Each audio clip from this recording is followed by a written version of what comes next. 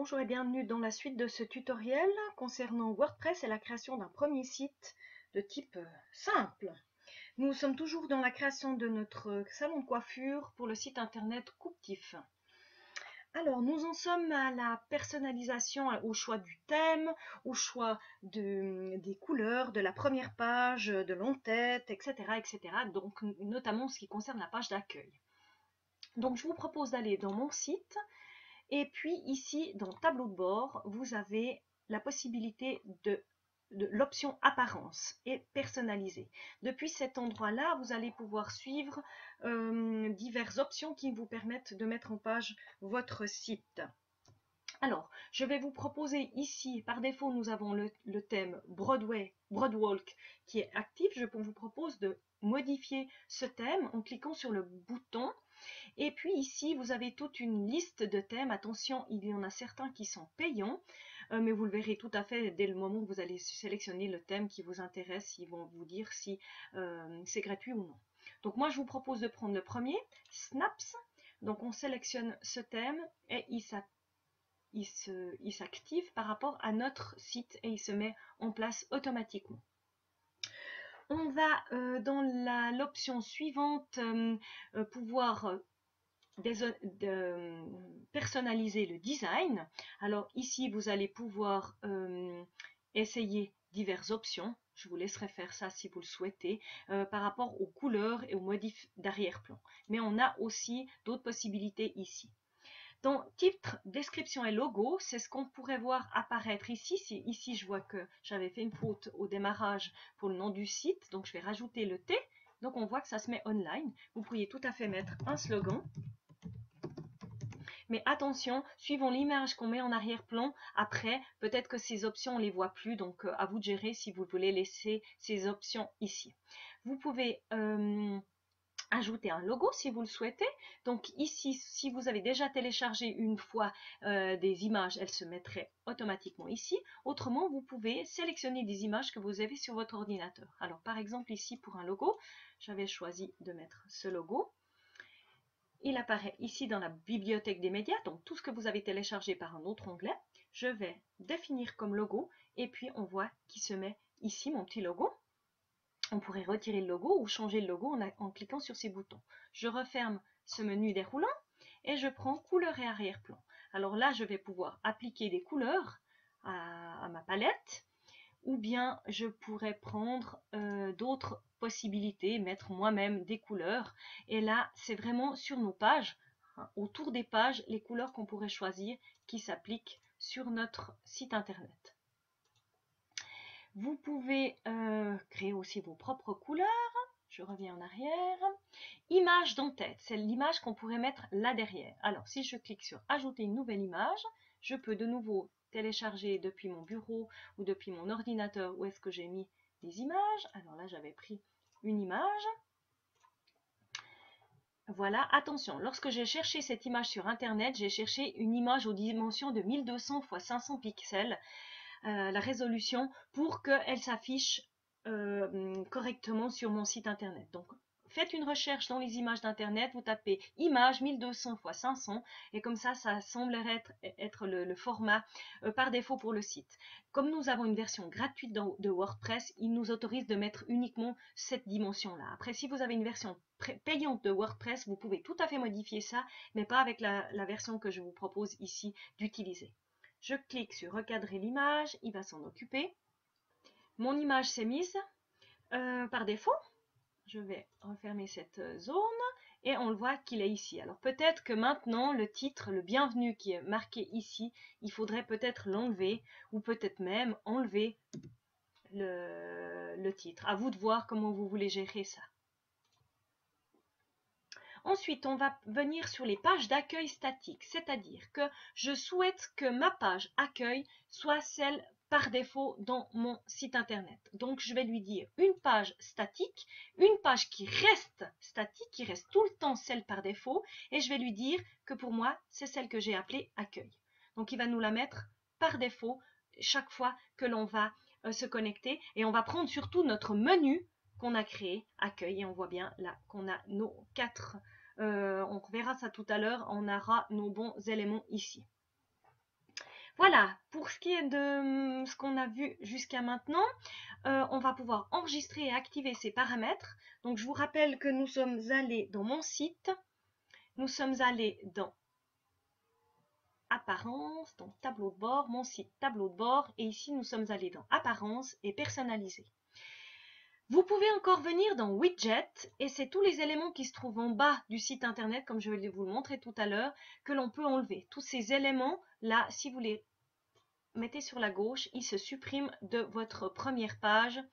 Et ça, c'est bien, pour moi, c'est ce que je souhaitais, ne pas faire apparaître tous ces éléments-là sur mon site. Si je reviens voir mon site, afficher le site, et je vois que ici, tout en bas, maintenant, il n'y a plus rien du tout. Il reste les commentaires que je pourrais tout à fait supprimer, que je vous montrerai tout à l'heure, comment supprimer ces commentaires. Je vais encore vous montrer comment enlever le à propos de mon menu. Donc je vais venir dans mon site, page, je vais venir cocher à propos et je vais le supprimer en lui disant mettre dans la corbeille. Et puis j'applique. Voilà. Et si je reviens dans mon site, afficher le site, normalement le à propos a disparu. Je vais maintenant vous proposer d'insérer une image. Donc je vais revenir peut-être ici dans les horaires, sur cette page des horaires, et je vais décider de mettre une image ici. Donc je peux simplement cliquer sur modifier cette page ici. Je vais revenir ici où j'avais mon texte et je vais me déplacer à l'endroit où je souhaite mettre mon image et dans ajouter un média, je vais pouvoir prendre une image, soit de nouveau chercher sur mon ordinateur ou prendre simplement une image qui est ici. Je peux gérer la taille sur laquelle je veux prendre, petite, originale, miniature, etc. et insérer dans la page. Voilà, on voit simplement. Je peux toujours revenir sur mon site. Ah, j'ai oublié de mettre à jour l'option. Et ensuite, je vais pouvoir aller voir sur mon site, afficher le site, comment ça se présente, ma petite image que j'ai ajoutée dans les horaires. Les images que j'ajoute, je peux tout à fait leur dire si je veux à gauche, à droite, au centre, comment je veux positionner mon image dans ma page. Ensuite, on va voir comment ajouter une vidéo. Je vais prendre la page des hommes. Et puis ici, je vais simplement ajouter un lien sur une vidéo YouTube. J'avais pris ici, dans mon exemple, une vidéo. Voilà, alors si je lance cette vidéo,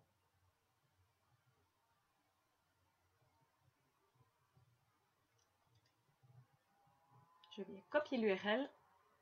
Et je vais revenir. Donc, vous allez sur YouTube, vous copiez l'URL de votre vidéo, vous modifiez votre page, et lui va tout automatiquement faire en sorte de convertir le lien URL, le lien de la vidéo que vous avez mis. Vous la copiez-coller depuis Internet, aucun problème. Ou bien vous pouvez même passer par Ajoute un média.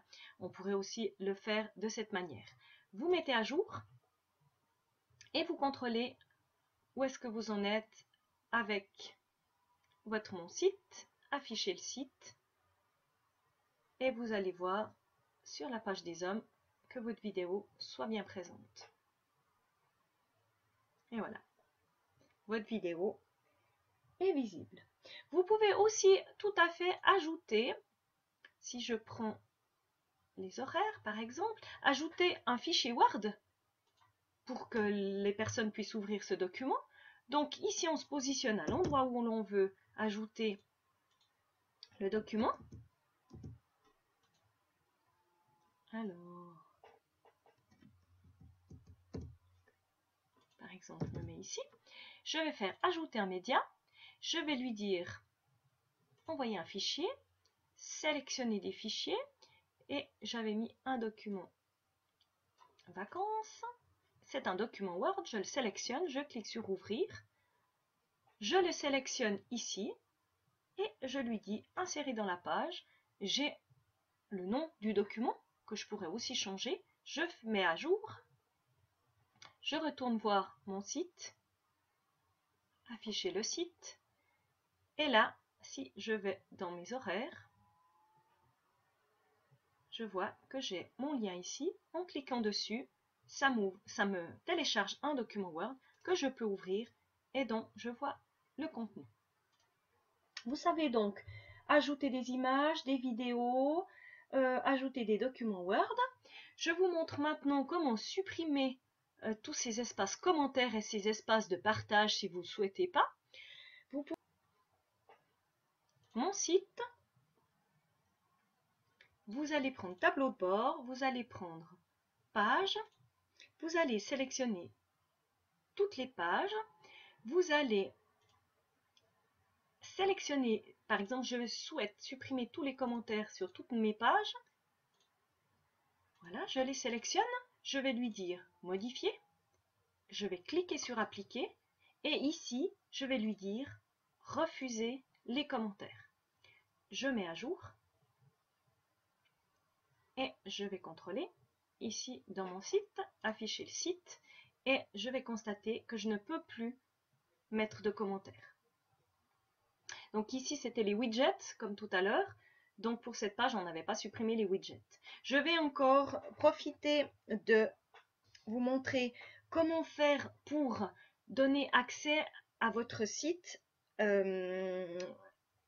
uniquement quand vous décidez de le faire. Ça veut dire que au fur et à mesure que vous travaillez, vous allez tout enregistrer chaque fois en brouillon et puis au moment où vous aurez fini, vous pourrez le laisser public. Parce que par défaut, je vous rappelle que toutes vos pages sont mises automatiquement online. Ça veut dire que tout le monde puisse aller regarder votre site internet. Si vous ne souhaitez pas le faire, ça veut dire qu'il vous faudra à chaque fois que vous créez une page, la mettre en mode brouillon.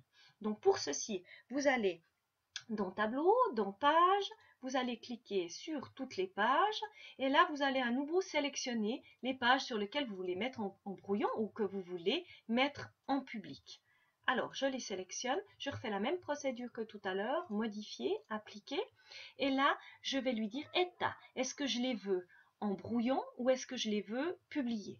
Donc par défaut, moi maintenant je vais dire que c'est tout bon. J'aurais pu les mettre avant en brouillon, je ne l'ai pas fait. Donc il faudrait bien vérifier de les mettre en publié et de les mettre à jour. Comme ça, tout le monde aurait accès à votre document. Dernier point que je souhaite voir avec vous, c'est les utilisateurs. Vous pouvez être plusieurs personnes en même temps sur votre site internet. Par conséquent, on va cliquer sur utilisateur, on va inviter des utilisateurs et puis si vous allez taper l'adresse de la personne que vous voulez inviter sur votre site et vous allez lui donner le rôle administrateur, comme ça il aura tous les mêmes droits que vous. Vous pouvez lui écrire un petit message et vous allez envoyer l'invitation. La personne va recevoir un